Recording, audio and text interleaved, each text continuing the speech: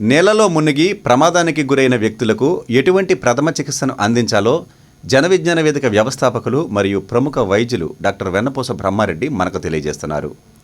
వివరాలు ఆయన మాటల్లోనే విందాం.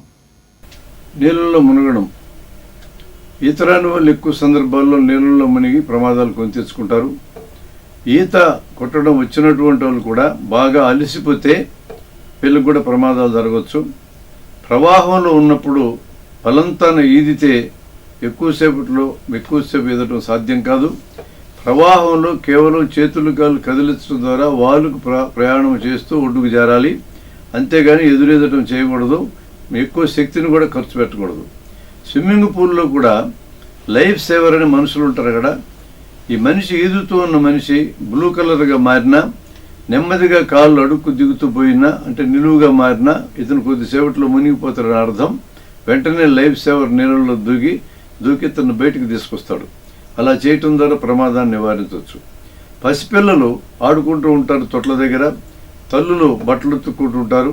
ఆడుకుంటున్నారులే అని చెప్పి నీళ్ళు వదిలేస్తారు పట్టించుకోకుండా. ఆ తొట్టులో ఉన్న అడుగులోతు నీళ్ళే ఈ బిడ్డల పాలిటి ప్రమాదం అవుతుంది.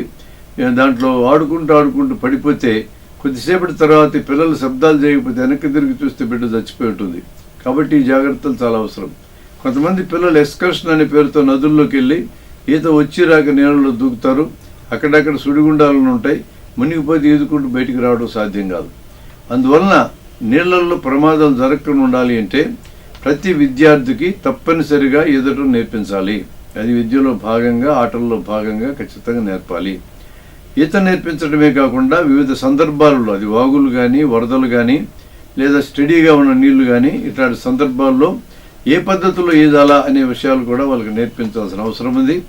మామూలుగా సినిమాల్లో ఇట్లా మునిగినటువంటి వాళ్ళని చూపిస్తూ ఉంటారు. ఎప్పుడు హీరోయిన్లనే చూపిస్తారు. ఎందుకంటే తడిసిపోయిన హీరోయిన్లు చూపించాలనేది దర్శకుడు కోరిక. కాబట్టి ఎలుకలా పడుకోబెట్టి పొట్ట నొక్కుతారు. నొక్కినప్పుడు నీళ్లు బయటకు వస్తాయి. పొట్ట లోపలికి వెళ్ళిన నీళ్ళని బయటికి తెప్పించాల్సిన అవసరం ఏమాత్రం లేదు. అవి శుభ్రంగా అరిగిపోతాయి.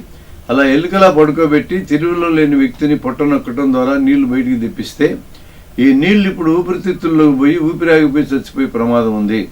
కాబట్టి పొట్ట నొక్కి నీళ్లను బయటికి తెప్పించడం పూర్తి అశాస్త్రీయమైన విషయం. చేయవలసిన పని ఏంటంటే నీళ్ళలో పడ్డప్పుడు ఊపిరి ఆగిపోతుంది కాబట్టి నోట్లో నోరు పెట్టి గాలి ఊది ఊపిరి అందించడం అనే పని చేయాలి. ఇది చాలా ముఖ్యమైన విషయం. అందుకని నీళ్ళల్లో ఎప్పుడు మునిగినా ఊపిరి ఆగిపోతుంది, ఊపిరి అందించే ఏర్పాటు మనం చేయాలి. ఎక్కువ టైం గడిచుంటే గుండె కూడా ఆగిపోయి ఉండొచ్చు. అప్పుడు గుండెను కూడా నొక్కి దాన్ని కూడా స్టార్ట్ చేయాల్సిన అవసరం అనేది ఉన్నది.